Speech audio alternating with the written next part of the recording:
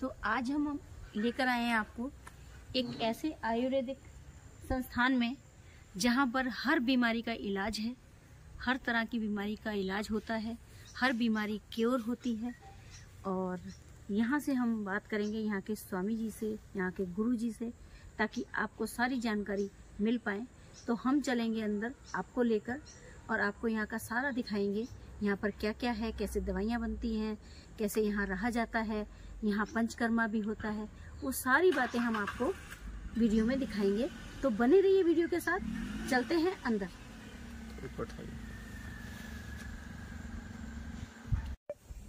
तो चलते हैं अंदर, आए हैं योग संस्थान और ये है थानो देहरादून, स्वामी भास्करानंद आयुर्वेदिक शोध संस्थान। तो मैं आपको यहाँ दिखाऊंगी कि यहाँ पर रहने की भी व्यवस्था है और वो कैसी व्यवस्था है, कैसे कमरे हैं, सब आपको दिखाएंगे। गुरुजी की गायों से भी मिलाएंगे, जो इनकी गौशाला है, किस किस नस्ल की इन्होंने गाय पाली हुई हैं, वो सारी गाय दिखाएंगे और उनका चारा कहाँ से आता है, ये सब आपको हम दिखाएंगे। आप बने रहें वीडियो के साथ और देखें। हम चलते हैं, अब गुरुजी से बात करेंगे तो उनसे आपको मिलवाते हैं। सबसे पहले तो स्वामी जी नमस्कार और प्रणाम है आपको। आप यहाँ पर बहुत ही असाध्य रोग को इलाज कर रहे हैं। जो लोग आते हैं आपके पास, पीड़ित आते हैं और बहुत पीड़ित आते हैं, सुना है रोते रोते आते हैं और हंसते हुए जाते हैं वो यहाँ से।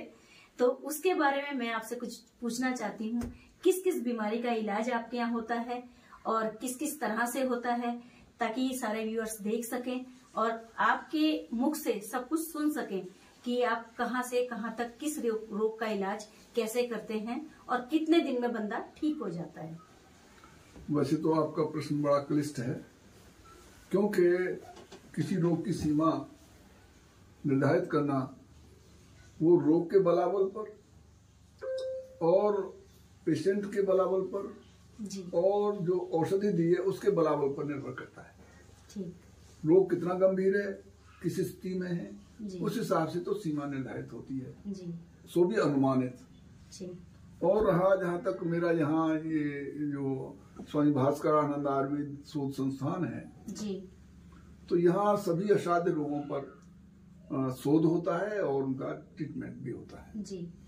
और इसमें खास तौर से हम जो जैसे कैंसर है जी, डायबिटीज है जी, और ये आर्थराइटिस है जी, गाउट है जी, और आपके जॉइंट्स पेन है, और खास तौर से आजकल लोग ज्यादातर परेशान हैं पेट से जी।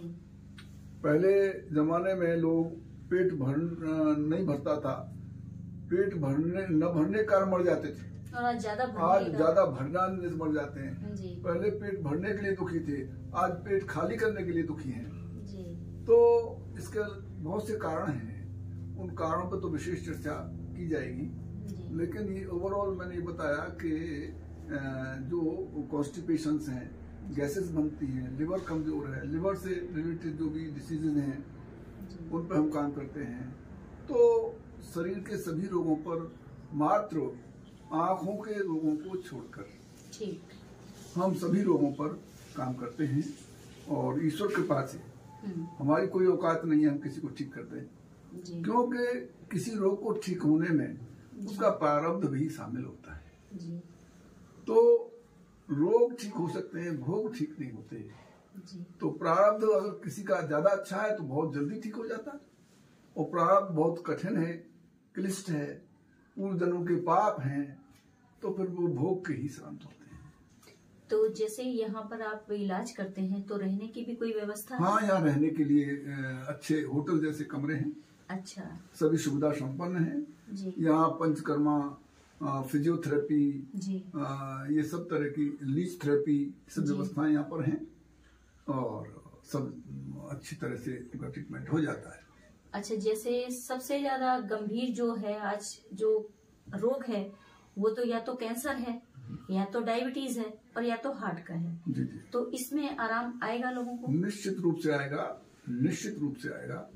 और जैसा कि मैंने कहा जी, आपको बताया, रोग का इलाज है, भोग का इलाज नहीं है जी।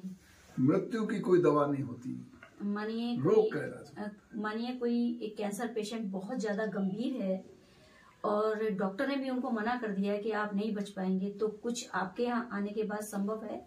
मैं आपको बता दूं कि चूंकि मैं रस रसायन पारा की दवाएं ज्यादा बनाता हूँ जी, तो उसमें बहुत पॉइजन्स इस्तेमाल करने होते हैं पारे को शुद्ध करने में। उसकी फ्यूम्स उड़ती हैं, सल्फर की फ्यूम्स उड़ती हैं जी, और पॉइजन्स इस्तेमाल होते हैं। जिस धातु को हम गलाते हैं उसके विष आते हैं, तो उससे शरीर हम लोगों का खराब हो जाता है जी।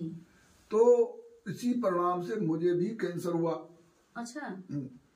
और मैंने अपनी दवा की, आप देखना चाहें तो मेरे पास उसके रिकॉर्ड मौजूद हैं कैंसर के जी। ला के दिखाओ, मेरे वो जो जांच रिपोर्ट है लेके आओ। तो उसमें कैंसर डिटेक्ट हुआ था जी, और मैं बिल्कुल ठीक बैठा हूँ। मेरे लंग्स कैंसर आया था, वो मैं ठीक हूँ। तो कैंसर का इलाज भी आपके पास है? हाँ। तो बहुत तरह के माउथ कैंसर हैं, लिवर कैंसर है, आपके लंग्स कैंसर हैं, इंटेस्टाइन कैंसर हैं, प्रोस्टेट कैंसर हैं, ये सब ईश्वर कृपा से ठीक हो जाते हैं। अच्छा, एक बीमारी आजकल बच्चों में भी है, डायबिटीज, उसके लिए कोई इलाज? डायबिटीज की हम पर बहुत शानदार दवा है। अच्छा। लेकिन अफसोस हमें ये है कि हमारी दवाएं महंगी इसलिए हो जाती हैं कि रस रसायन की जो दवाइयां हैं उसमें पारे को शुद्ध करने में 3 महीने लगते हैं कम से कम जी। फिर इसके बाद उसका गंधक जारण में महीनों लग जाते हैं जी। इसके बाद फिर हम अभ्रक सत्व बनाते हैं, उसे निकालना कम से कम 1500 से 2000 डिग्री टेम्परेचर पर वो निकलता है। तो ऐसी फर्नेस बनाई है हमने, उसको बड़ा कठिन है वो सत्व निकालना। फिर उनकी भस्म निकालना, फिर उसका बीज बनाना, उसको पारे को खिलाना, फिर स्वर्ण का बीज बना के स्वर्ण खिलाना, इसके बाद वो दवा इस्तेमाल होती है। तो बहुत लंबे समय में बहुत महंगी दवाएं हो जाती हैं।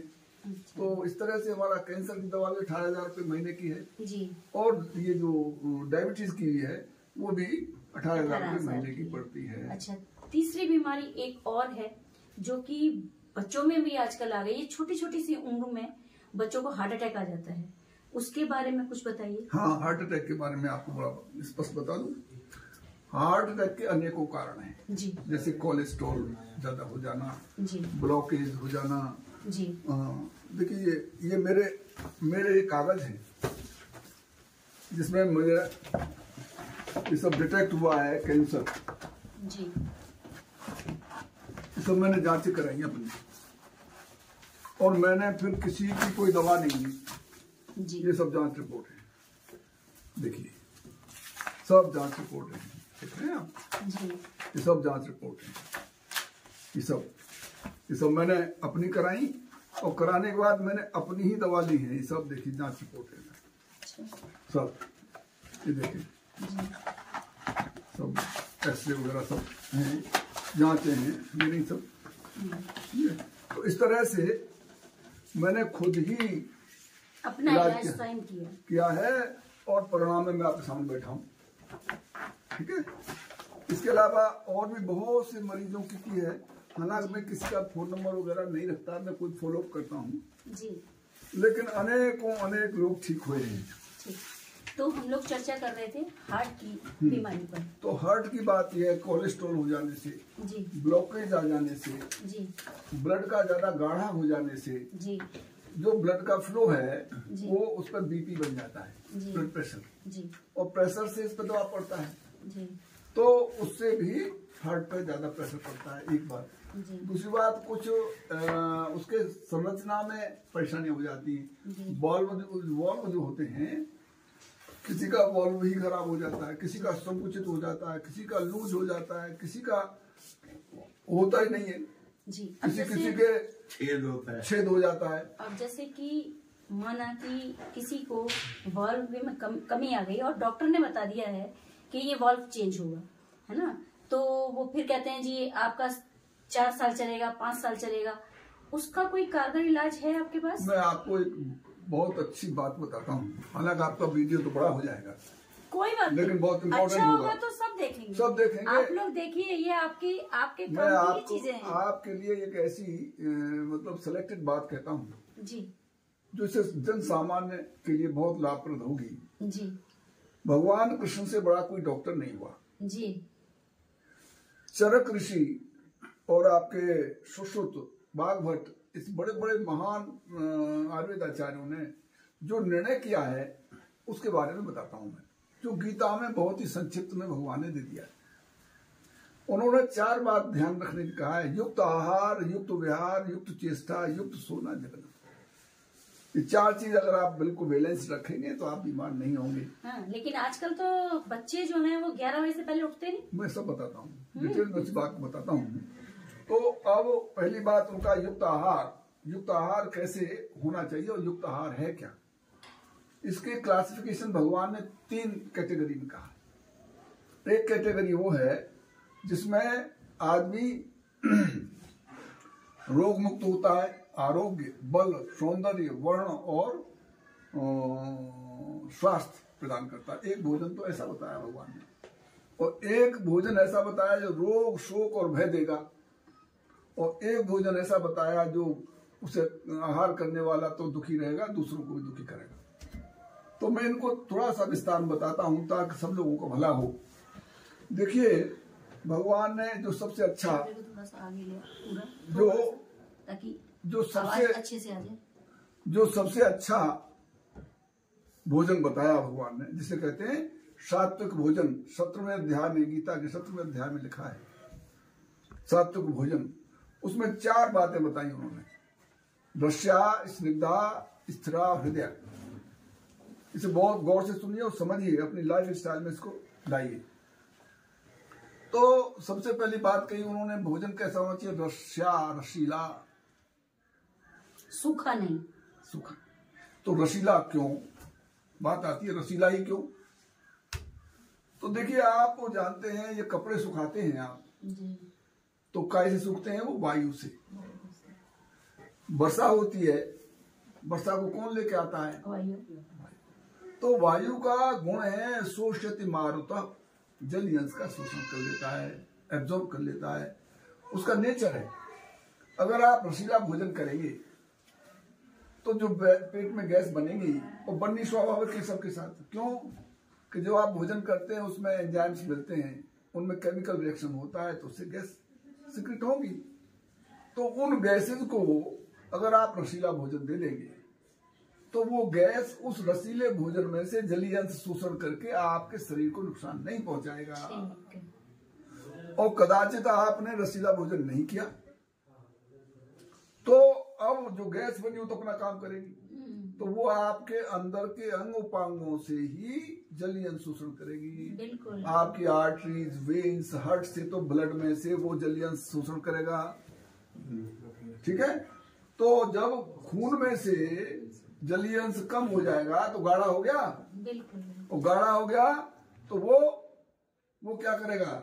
ब्रेन हेमरेज करेगा, बीपी करेगा, किडनी खराब करेगा, है ना, और हार्ट पे भी असर आएगा। तो कब आएगा? जब आपने खाना जो है रसीला नहीं खाया, और नर्व्स में से जब शोषण करेगा तो नाड़ियां जो है सूखेंगी और छोटी हो जाएंगी, तो जकड़न होगी, दर्द होगा। जितने भी पेन होते हैं ये वायु की वजह से ही होते हैं। 80 प्रकार के रोग वायु से पैदा होंगे।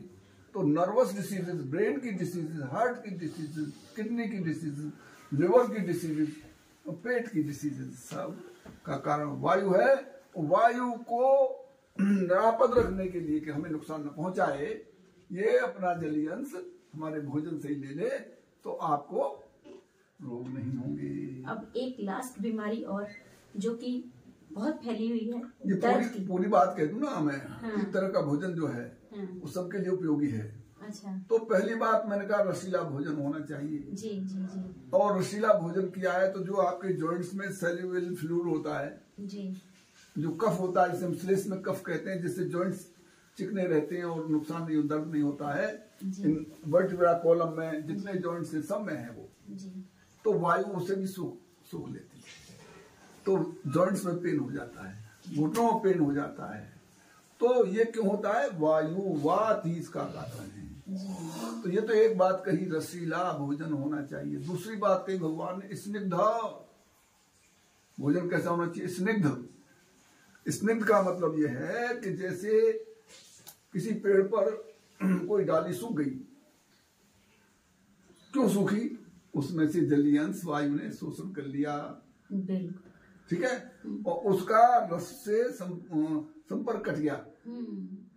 जड़ जो रस लेके ऊपर जा रही थी उसको फीडिंग देने के लिए, फीडिंग बंद हो गई, सूख गई, वायु ने सुखा दी। अब उसको लीजिए आप, उसे जो मोड़ेंगे तो टूट जाएगी, वो सूखी लकड़ी टूट जाएगी बिल्कुल। और अगर उसे घी में या तेल में डाल दो एक आध महीने के लिए और फिर निकालो तो वो मुड़ जाएगी, टूटेगी नहीं, यानी रिपेयर हो गई। तो जो नस नाड़ियां हमारी कमजोर थी, जो सूख गई थी, उनको अगर आप स्निग्धता, घी, तेल देंगे तो वो फिर से उनकी रिपेयर हो जाएगी और काम करेगी। तो नर्वस डिसीजेज जितनी हैं, ब्रेन में भी सूख लेते हैं, जैसे आपको सिजोफ्रेनिया है, डिमेंशिया है, साइकोसिस है, नर्वस डिसऑर्डर है, और एमएन डिसीजेज हैं, एलएस डिसीजेज हैं, और आपकी ये जितनी डिसीजेज हैं सब ये वायु के कारण ही है। तो कितना बड़ा पूरा विश्व में इस वात रोग से अनेकों लोग पीड़ित हैं, और ज्यादातर ब्रेन की डिसीज विश्व में है। मेरे पास तो रात भर फोन आते हैं विश्व से, तो वो मुझसे यही कंसल्टेंसी करते हैं कि साहब हमारा नर्वस डिसीज है, किसी को एलएस डिसीज है, किसी को एमएन डिसीज है, किसी को सिजोफ्रेनिया है, किसी को डिमेंशिया है, तो वो मुझसे कंसल्टेंसी लेते हैं। तो मैंने पाया है कि ये वायु के कारण ही ऐसा समस्या खड़ी हुई है। अगर स्निग्धता यानी देसी गाय का घी लेंगे आप, देसी गाय का दूध लेंगे, देसी गाय का आप मट्ठा, छाछ और दही लेंगे तो भोजन रसीला हो जाएगा, स्निग्ध हो जाएगा। और तीसरी बात भगवान ने कहा कि भोजन में स्थिरा भोजन होना चाहिए, यानी उसमें प्रोटीन और कैल्शियम युक्त होना चाहिए जो शरीर को मजबूती दे। अब इसमें एक बात बड़ी इंपॉर्टेंट बताई भगवान ने कि भाई वो तो लो, यानी ये सबसे ज्यादा जो वेजिटेरियन हैं उनके लिए अन्न और दालों में प्रोटीन कैल्शियम होते हैं जी। तो इन्हें लेने की जो विधि कही है, उन्होंने ये कहा है कि इसको कभी भी स्प्राउट के रूप में नहीं लेना चाहिए। अंकुरित अन्न की जो बात कहते हैं वो सिर्फ गलत है। अच्छा। उसे आप पचा नहीं पाते। ये अंकुरित हमें नहीं खाना चाहिए, भिगो के खा लेते, कच्चे नहीं खाना चाहिए। क्यों? इससे आपको एसिडिटी बनेगी तो गैस बनेगी, अफरा होगा और वायु के रोग बनेंगे। अच्छा। ये हमारे भगवान कृष्ण ने भी कहा है, और चरक ऋषि ने भी ऐसा ही कहा है, सुश्रुत ने भी ऐसा कहा है। सभी हमारे आयुर्वेद के जितने भी ग्रंथ हैं सब में ये विवेचन है कि इसे कहते हैं विरूढ़, स्प्राउट, अंकुरित। अगर अंकुरित खाना ही है तो अंकुरण खाना है, न कि वो अन्न खाना है। उसका अंकुरण जो टिप है उसकी, उस टिप को काट के लीजिए, न कि उस पूरी डेड बॉडी को, अन्न की जो डेड बॉडी है उसे मत लीजिए। तो वो उसमें म्यूसन नाम का एक प्रोटीन होता है जो ग्रोथ में लाभ करता है, वो पार्ट लेना है, न कि पूरा स्प्राउट लेना है। और अगर देखिए आप गाय बैल भैंसी आप अन्न डाल दीजिए उन्हें तो वो निकल जाते हैं, वो भी नहीं पचा पाते। इसलिए अन्न को हमेशा पकाकर, उबालकर, भूनकर ही खाना चाहिए। अन्न और दालों को ऐसे नहीं खाना चाहिए। और चौथी बात कही उन्होंने, भोजन कैसा होना चाहिए? हृदय, रुचिकर, टेस्टी। अगर टेस्टी भोजन सामने साफ सुथरा आपके सामने आता है तो आपका सलाइवा लार निकलने लगती है। ऐसे ही शरीर के अंदर से आपके लिवर एक्टिवेट हो जाता है, पेंक्रियास एक्टिवेट हो जाती है, और एंजाइम्स अपना निकल के तैयार हो जाते हैं भोजन को पचाने के लिए, अगर भोजन टेस्टी है तो भगवान ने 4 बात बताई, रस्या, स्निग्धा और स्थिरा और हृदय। ये तो वो भोजन है जो आपको विकास करेगा शरीर का, और इनके अगर इतर करोगे तो विनाश करेगा, रोग शोक और भय देगा। रोग शोक भय देने वाला कौन सा भोजन बताया?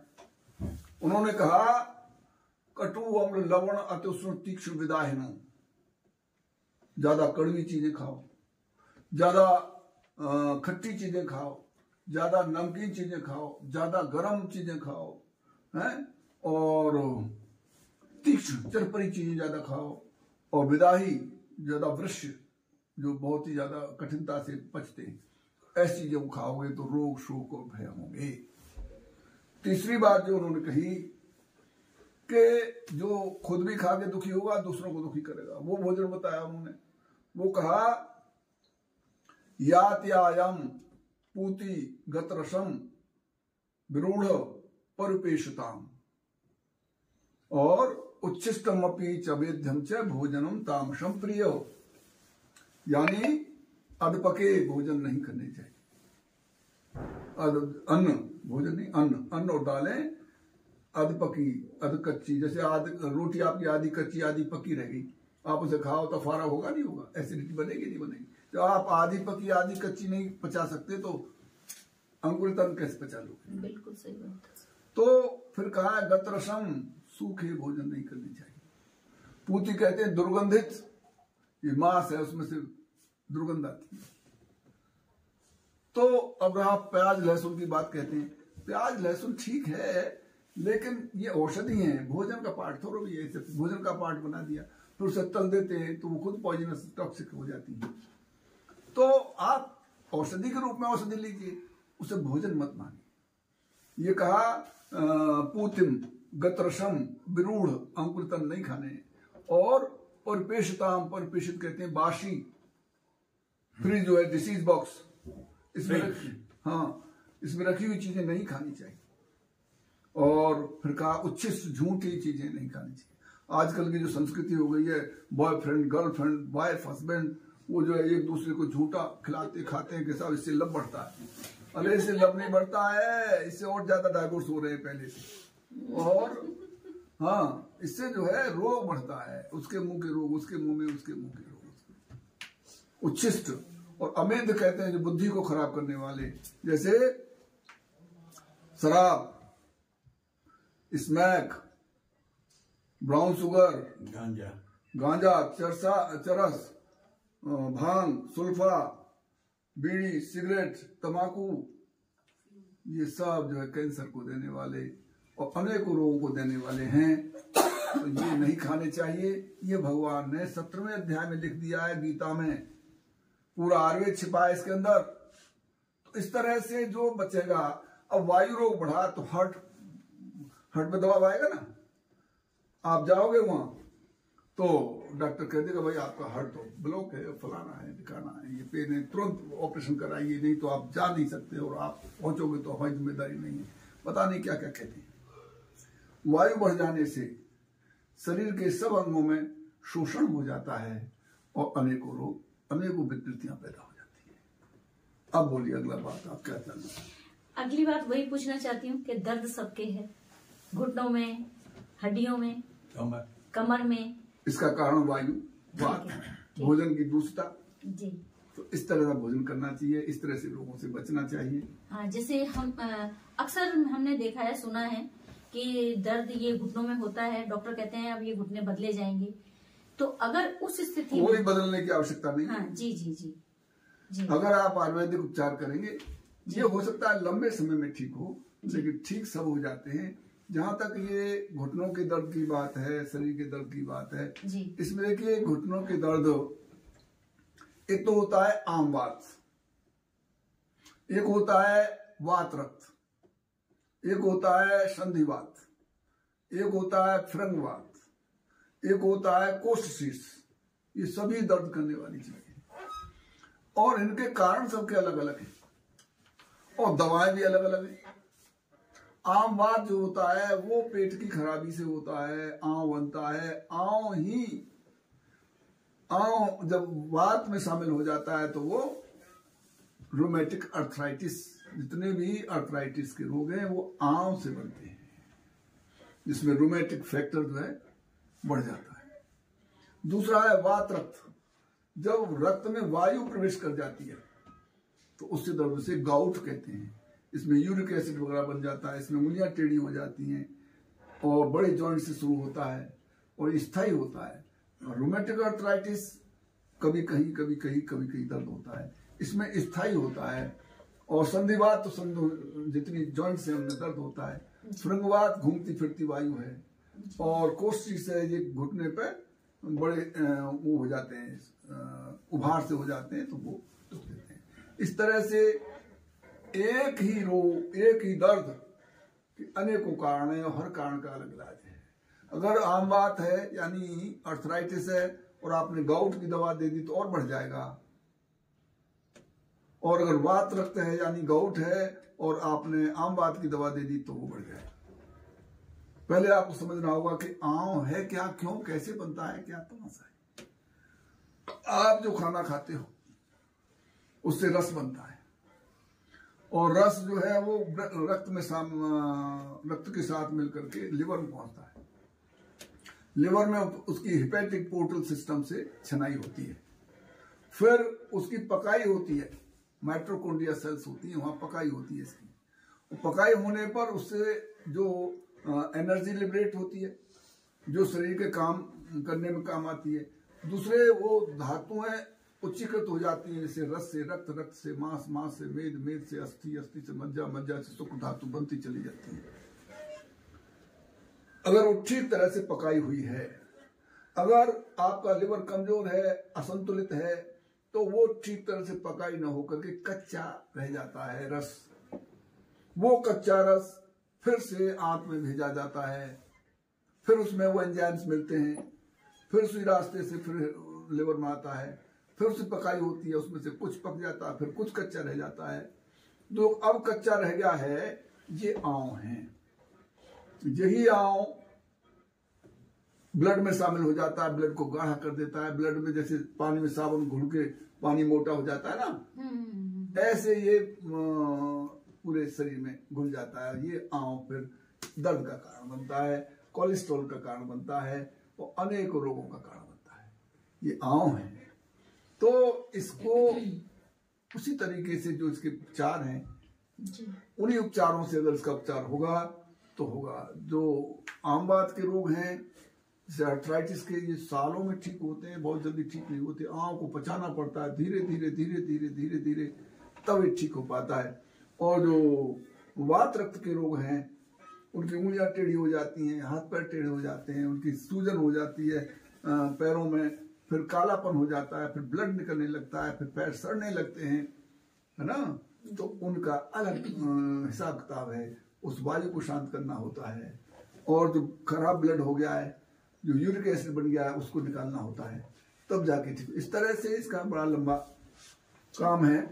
अब एक बीमारी और जो सभी को परेशान करती है, जी, मोटापा। हाँ, मोटापा का कारण समझिए।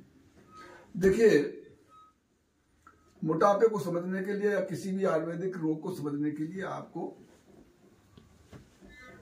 3 तो है वात पित्त कफ, 5 है महाभूत पृथ्वी जल तेज वायु आकाश, और इसके अलावा 3 है मल, मूत्र, पुरीश और स्वेद, और 13 है अग्नियां, 7 है धातु।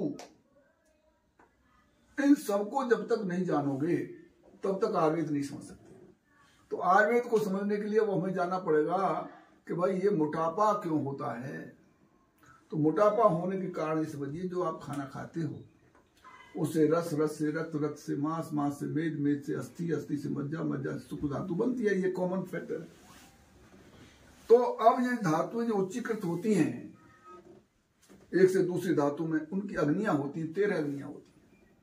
जठराग्नि, 5 भूताग्नि और 7 धात्वाग्नि होती है। ये अग्नियां ही इन उच्चीकृत करती हैं जी।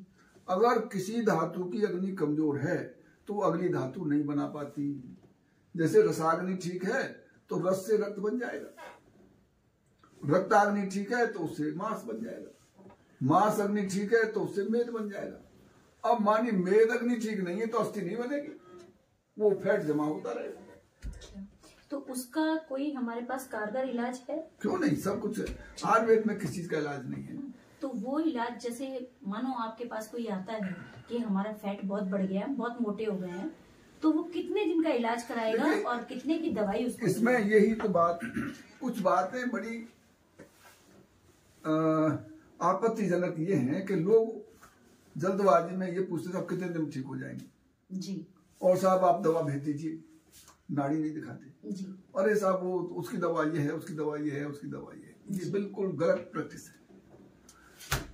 देखिए, जब तक नाड़ी नहीं देखोगे तब तक रोग की असली जानकारी, उसके कारण की जानकारी नहीं होगी।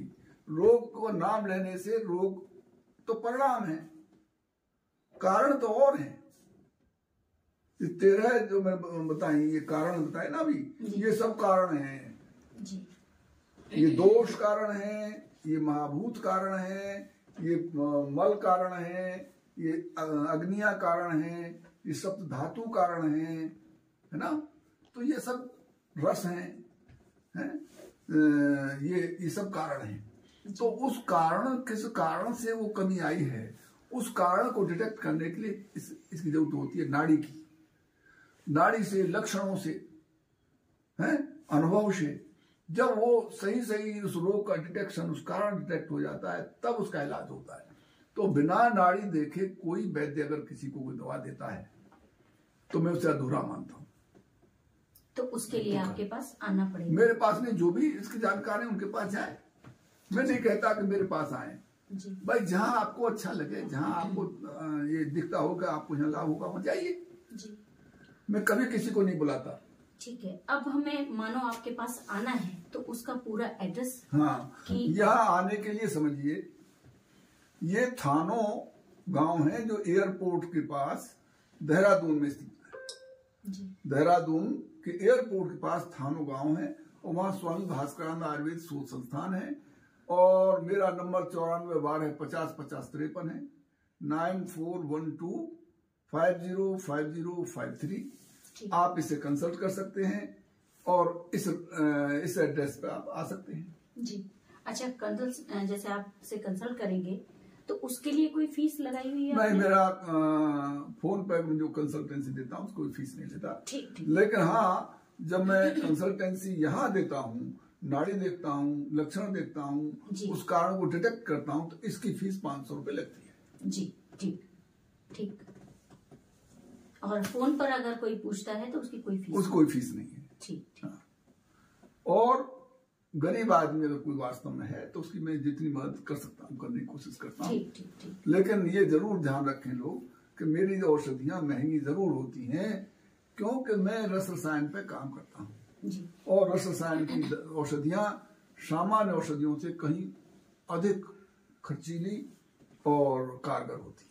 अब एक लास्ट क्वेश्चन पे आ जाते हैं कि अब आप मुझे बताइए कि अगर हमें हार्ट की दवाई लेनी है और दर्द की दवाई लेनी है, और या जिसकी भी हम दवाई ले रहे हैं, उसका आप खर्चा बता दीजिए, महीने का, हफ्ते का, जो भी है वो आप बताइए। देखिए, वही बात तो मैं कह रहा था, जब तक हम नाड़ी नहीं देख लेंगे। नहीं, आपके पास आया है ना? तो मैं जब देख लूंगा कारण क्या है, उस कारण के हिसाब से औषधि का निर्धारण किया जाएगा। अब वो औषधि किस कीमत की है, हर औषधि की कीमत अलग है। ओके। तो इसलिए यानी कि हम यहाँ आएंगे, आने के बाद, दिखाने के बाद, वैसे अमूमन जो कैंसर का, डायबिटीज का जो है 18,000 रुपए महीने की दवा है।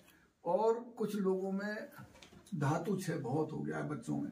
अच्छा। कुछ गलतियां देख के यूट्यूब पे कुछ नालायक लोग ऐसी उटपटांग बातें कर रहे हैं जो हमारी सनातन संस्कृति का नाश करने के लिए, बीरपात करने के लिए बच्चों को उकसाते हैं और वो बर्बाद हो गए हैं। न उन मानसिक शक्ति रही, उन बुद्धि कमजोर हो गई, मेमोरी बेकार हो गई, उनका मतलब वो भार बन गए।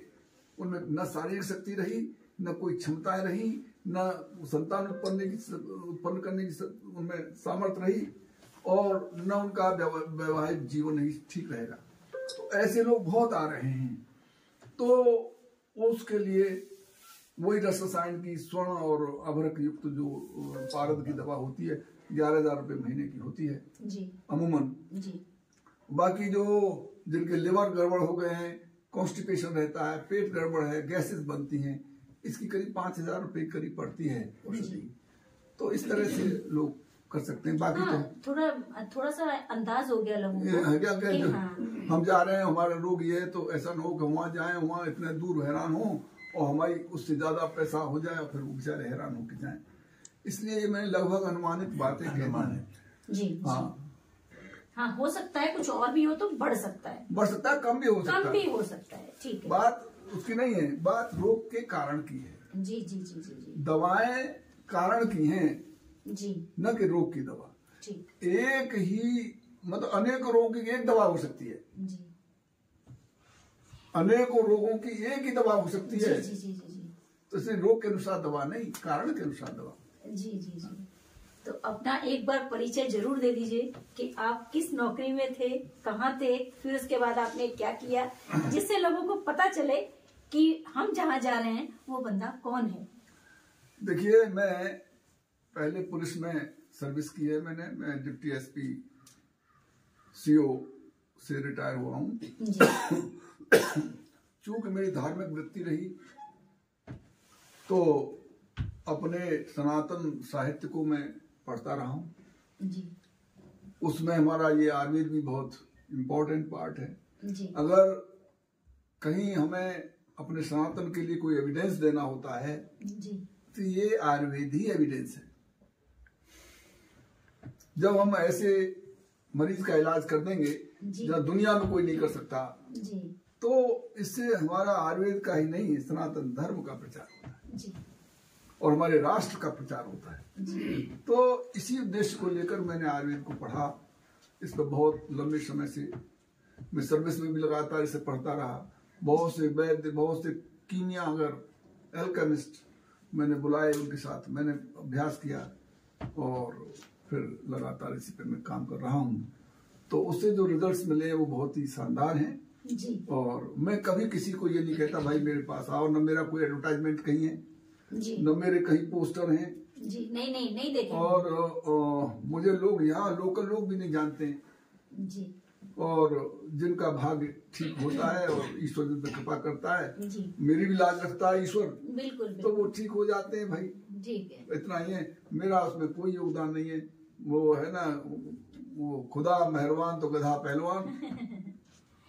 तो आप लोग देख लीजिए, अगर आप किसी भी अगर रोग से परेशान हैं, जो जिसको डॉक्टर ने ये कह दिया कि घुटने बदले जाएंगे और आप कैंसर हो गया तो आपका ठीक नहीं होगा, तो आइए, स्टंट पड़ेगा, तो आप आइए, गुरुजी हैं हमारे, आपको बिल्कुल ठीक कर देंगे, निरोगी काया करके भेजेंगे आपको।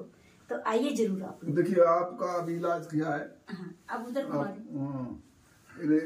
इधर ही आ जाइए, या तो आप साइड में आ जाइए। हाँ, इधर ही आ जाइए। देखो, इनका अभी स्टार्ट।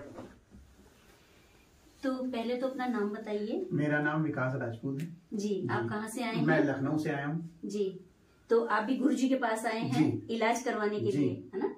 तो आप लखनऊ से आए हैं, कितने दिन से हैं यहाँ पर? मैं यहाँ पे 20 दिन से हूँ। अच्छा जी।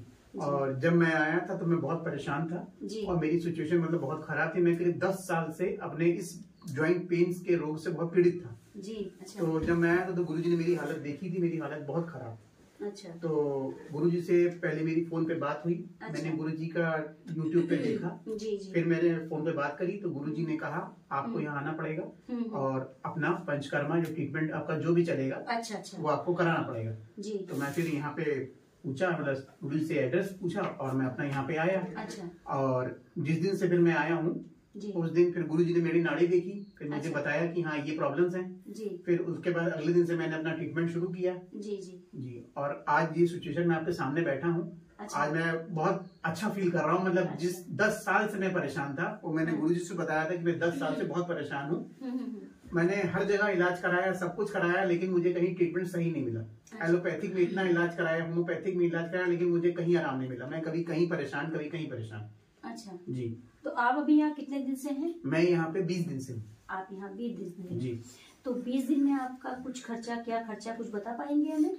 20 दिन में जो गुरुजी पर डे का जो खर्चा अपना गुरुजी ने बताया 5500 रुपया पर डे आएगा जी। और 20 दिन का खर्चा मेरा 1,10,000 रुपए। अच्छा। लेकिन देखिए 1,10,000 में आप ठीक तो हो गए जी। सारी जिंदगी 10 साल से आप झेल रहे हैं जिस चीज को, सही। आप 1 लाख, तो तो कभी भी कमा लेंगे, कहीं से भी कमा लेंगे, लेकिन आपका शरीर तो स्वस्थ हो गया ना। जॉइंट रिप्लेसमेंट में जो है 2.5 लाख रुपया लगता है एक में। जी जी। और फिर वो ठीक नहीं होता। हाँ सही कह रहे हैं आप। और 1 लाख तो कुछ भी नहीं है। जी जी। तो यहाँ आप संतुष्ट हैं? मैं बिल्कुल संतुष्ट हूँ। परिवार घर जैसा माहौल मिला, सब कुछ मिला गुरुजी, और मतलब कोई इज्जत, मतलब पूरा घर जैसा माहौल है, कोई कुछ नहीं, मतलब कि हाँ, मतलब महसूस नहीं हुआ कि मैं कहीं बाहर रह के इलाज करा रहा हूँ। ओके ओके जी। यानी कि 5500 में आपने पर डे दिया और आप स्वस्थ हो गए। जी बिल्कुल स्वस्थ है ना। और आपको पंचकर्मा इतने दिन तो लेना ही पड़ेगा, तभी आप ठीक हो पाएंगे। जी। है ना।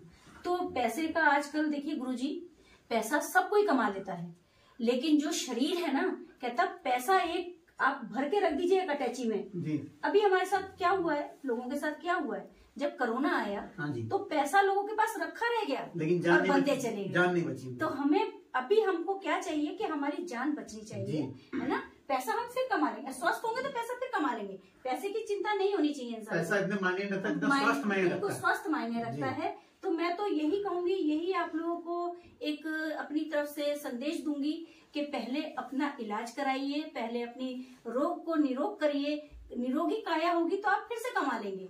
तो ये एक उदाहरण तो हमारे पास ये बैठे हुए हैं जो यहाँ पर आए हैं और इन्होंने अपना पंचकर्मा कराया है, और कोई ज्यादा नहीं, 1 लाख कुछ भी नहीं होता, कुछ भी नहीं है। मैं अगर हमारी जान बच गई है ना तो कुछ भी नहीं है वो। इसमें भी जो 5500 रुपए हम लोग लेते हैं, खाना पीना उसमें पूरा पंचकर्मा, हाँ इसके साथ साथ दवाएं जी जी और खाना रहना सब चीज इसी में शामिल है, कोई महंगा नहीं है। अगर हमारी जान सुरक्षित है तो कुछ भी महंगा नहीं है आता है। तो उससे अच्छा है कि हम कोई भी चीज लें, वो ऐसी लें कि हमारे शरीर को ठीक करती जाए, है ना। अगर हमने घुटना चेंज कराया, इनसे मालूम करिए क्या इन्होंने एक भी गोली कोई एलोपैथी की ली? नहीं, बिल्कुल नहीं खाई। अच्छा, कोई चीज सिवाय आयुर्वेदिक, प्योर आयुर्वेदिक के अलावा इन्होंने कुछ लिया? सब गुरुजी की दवाइयाँ खाई।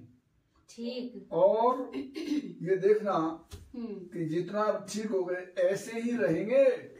ओके। ये नहीं है कि आज 10 दिन तक ठीक रहे फिर 15 दिन बाद वो शुरू हो गए। देखिए या जो इलाज है परमानेंट इलाज है, 100% मतलब क्योर तो मैं नहीं कह सकता, ये तो क्योर तो ईश्वर करता है, ईश्वर करेगा, बिल्कुल सही बात है। लेकिन अगर रोग है तो रोग मुक्त हो जाता है व्यक्ति। उसका स्वयं का भी जिम्मेदारी है खान पान पर, रहन सहन पर, आचरण पर, व्यवहार पर, बिल्कुल, और संयम पर नियंत्रण रखेगा तो ठीक रहेगा। बिल्कुल बिल्कुल बिल्कुल। हाँ, ये तो हमको अपने ऊपर देखना है ना। अब हमको इतना अपना स्वस्थ कर दिया है, आगे का हम देखें कि हमें खान पान कैसा रखना है, तो हम बिल्कुल ठीक रहेंगे। अब यहाँ से जाने के बाद जी हमने उल्टा सीधा खा लिया, उसी रूटीन में आ गए, फिर वैसे ही हो जाएंगे। तो फिर दोष क्या देंगे कि हमने गुरुजी ने ऐसा नहीं, आपने इलाज करा लिया है, प्रॉपर इलाज कराया है, तो हमें खान पान का ध्यान रखना पड़ेगा। और यहाँ जो खान पान दिया है वैसे खाना, बिल्कुल बिल्कुल बिल्कुल बिल्कुल, जो इनको खान पान दिया गया सबको हम वैसा ही खान पान देते हैं जो बिल्कुल उनके लिए स्वास्थ्यप्रद हो और किसी तरह का नुकसान न करे। जी जी जी। तो यहाँ के खान पान को भी आप अपने मन में रखिए कि ऐसा खाना खाते थे हम, तो ऐसा ही खाएं। खाने में हमेशा ध्यान रखिए घी जरूर हो, अच्छा, लेकिन देसी गाय का, देसी गाय का, मठा हो, दही हो, देसी गाय का, देसी गाय का। तो देहरादून में आ जाएं फिर तो आप आ जाइए। और स्वच्छ वातावरण यहाँ का देख रहे माहौल, बिल्कुल दिल्ली में तो नहीं मिल सकता। ये तो यही आना पड़ेगा। ये ऑक्सीजन जोन है। यहाँ के पहाड़, पेड़ पौधे, वन जंगल, वन जीव, तो यहाँ का माहौल ऐसा है। ये हमें रुक कर लेना चाहिए अब देहरादून का, दिल्ली छोड़ देना चाहिए। अच्छा लगे जैसी परिस्थितियाँ हों। ठीक है, जो जहाँ है वहीं बना रहे, आइए इलाज कराइए, अपना पंचकर्मा जो भी होता है, जो भी इलाज है प्रॉपर लीजिए, अपने घर जाइए, उस खान पान को लगातार रूटीन में रखिए जैसा यहाँ खाया है। और एक बात और नोट कर लें जी, कि बहुत से लोग गरीब हैं जो अपने इतना पैसा खर्चा नहीं कर सकते। तो वो मेरे जो वीडियोस हैं उनको सुन लें जी। स्वामी भास्करानंद आयुर्वेदा नाम पे मौजूद है। जी जी जी। तो उसमें मैंने सभी दवाओं को खोल के बताया है कि भाई ये इस तरह से करोगे ये हो जाएगा, ये करोगे ये हो जाएगा, ये करोगे, तो वो इन वीडियोस को सुनकर अपना इलाज खुद करें, नहीं आने की जरूरत है किसी। तो आज बहुत अच्छा लगा मुझे आपसे मिलके गुरुजी, बहुत बहुत बहुत शुक्रिया आपका कि आपने इतना कीमती समय मुझे दिया। ठीक है, ओके।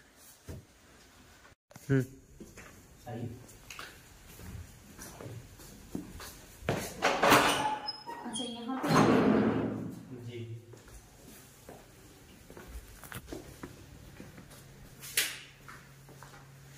अच्छा, ये कमरे बना रखे हैं जी, कमरे हैं जो पंचकर्मा के लिए आएगा। ये ग्राउंड फ्लोर का है, अटैच बाथरूम मिलेगा। अच्छा, सब दोनों दिखाओ। और ये भी फैमिली के लिए भी है, आप जैसे पूरा फैमिली पैक आता है। अच्छा। और ये भी गए हुए हैं, कल ही गई थी, गुजरात में आई थी। अच्छा, तो आपको ये अटैच है पूरा बिग फैमिली में। अच्छा, ये रूम भी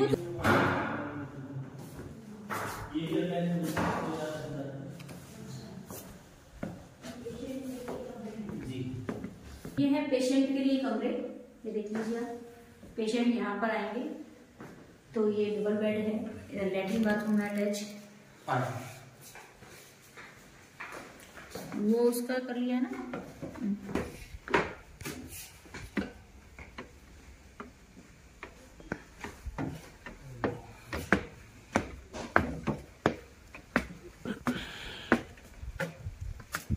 ये किस चीज का फूल है इतना बड़ा? ये धतूरे के ही प्रजाति है।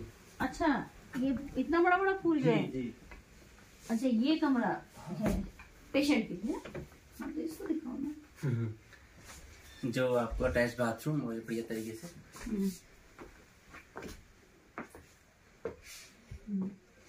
इसका टॉयलेट ये है साथ में।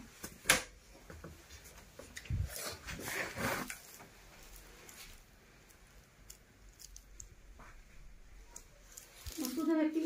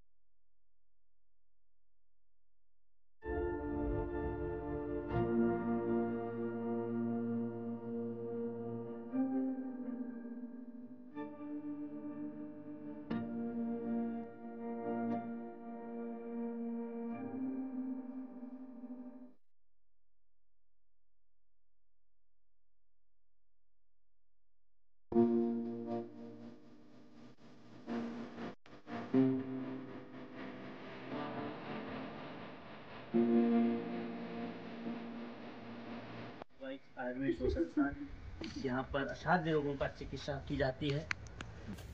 नाना प्रकार के रोग आते हैं और अपना यहाँ से लाभ और उठा के जाते हैं। इस प्रकार ये भट्टी है, ये स्वामी भास्करानंद आयुर्वेद शोध संस्थान में बना हुआ आश्रम है। ये देहरादून एयरपोर्ट के पास थानो जगह है। ये यहाँ स्थित है और यहाँ दूर दूर से देश विदेश से मरीज अपना इलाज कराते हैं, पंचकर्म कराते हैं, दवाइयाँ कराते हैं। उनसे बहुत लाभ करके और निश्चित सुख एकदम सही होकर अपना जाते हैं।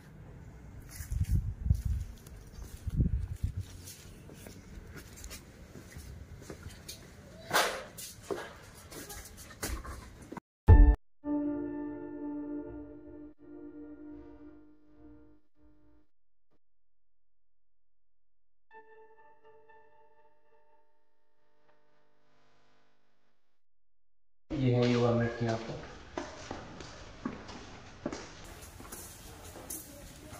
तो लोग यहाँ बस गौर भी कर लेते हैं, अपना घूम फिर लेते हैं टाइम पास करने के लिए इधर उधर। वहाँ पर आपका हरिद्वार, ये देहरादून वहाँ साइड से।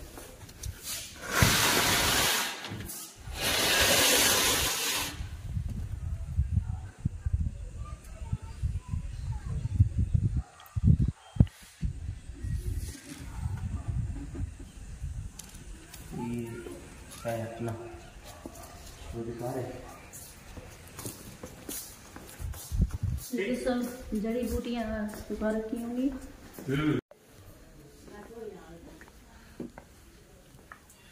समस्त प्रकार की औषधियाँ हैं।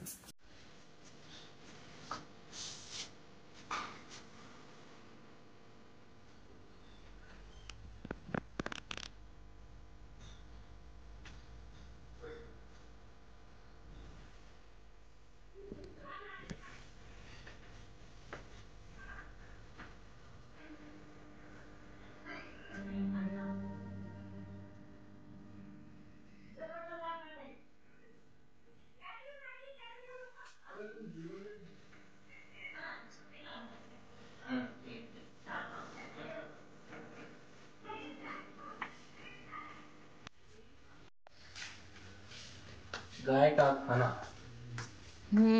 जी रोज आता है हरिद्वार से।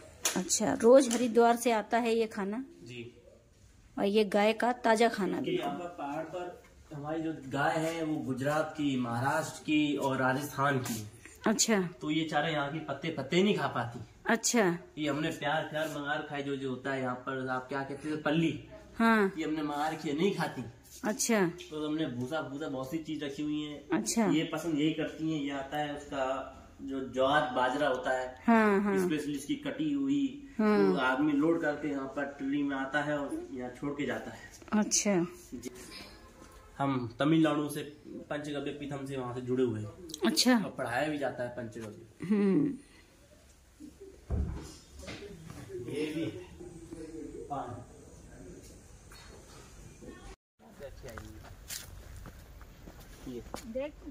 पता है मुझे।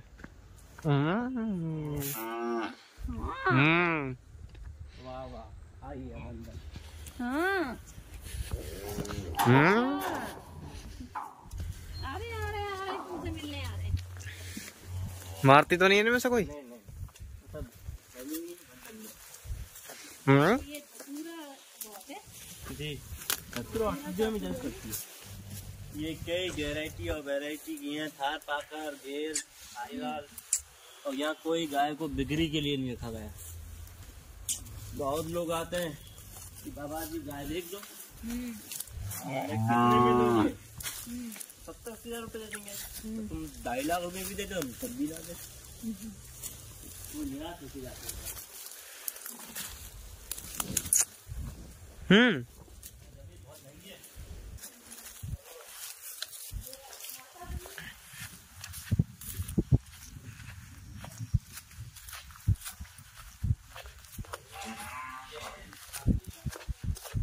और हमने गिर गाय का प्योर बछड़ा रखा हुआ है। ये जी, ये नंदी है,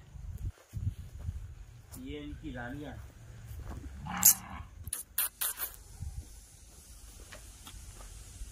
ये भी तो नहीं मारती ना? नहीं, मारना किसी का स्वभाव नहीं है, बस डर ही।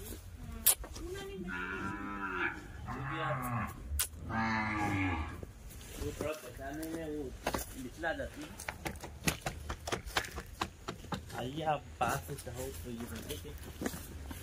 हाँ।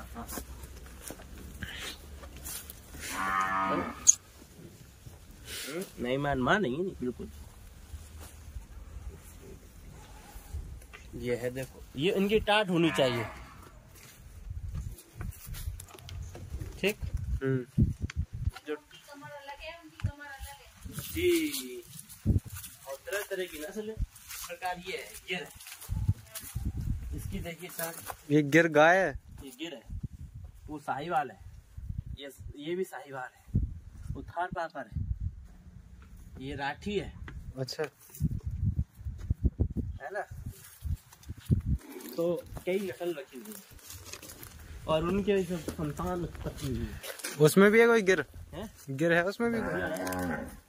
2 बच्चियां हैं, एक लाठी है, साहिवाल है, थारपाकर है, देसी है, बद्री है। ये कई किस्म की हमारी बच्चियां हैं। 1 2 3 4 5 की 5 की दूध पी रही है अभी। ये इतनी बड़ी है। ये कभी कभी ये दोनों बहन है, ये दोनों, ये और ये। अच्छा। तो ये और ये इसकी जो गिर थी ना, इसका छुरे थे, उसके बगल में जो थी, ये इसका दूध पी लेती है। अभी भी दूध पीती है। और ऐसा नहीं, हम खूब दूध पिलाते। दूध हम इतना चाहिए जितना एक इंसान होगा, 20 आदमी होगा तो उसके दूध निकालेंगे। अच्छा, ये है नंदनी, बंदनी। अच्छा, बंदनी। ये है राधा। अच्छा, ये है राधा। ये है गोविंद। ये है गोविंद। ये है हमारी सुरभि। ये है सुरभि। ये छोटी वाली सौम्या। ये छोटी वाली है सौम्या। बेटा लक्ष्मी। ये है लक्ष्मी। ओहो, ये है लक्ष्मी। मारना नहीं भाई। नहीं। ये है वैष्णवी। अच्छा, वो है वैष्णवी। अच्छा। और वो गाय है। जो बगल में बिछा हुआ है वो कृष्णा है। जो इधर गाय दिख रही है उसके बाद वो सुशीला है। अच्छा। जो इधर सफेद सी और ब्राउन सी दिख रही है उसका नाम सुंदरी। अच्छा। जो चाट रही है उसका नाम है लाली। अच्छा। उसका नाम है गौरी। अच्छा। जो लास्ट में है हरसिंगारी। अच्छा। प्रत्येक के नाम है। सबके नाम से ये वो कृष्णा है जो कोने में खड़ा है। हाँ वो कृष्णा है, ये गोविंद है। अच्छा। ये वाला ये वाला हाँ ये गोविंद है। ये गोविंद है, नीचे वाला ये छोटा। अच्छा बच्चा। ये हाँ। नीचे तो बछड़ा ये। ये बचिया है। अच्छा। ये नीचे गोविंद है। लेकिन इसकी सूरत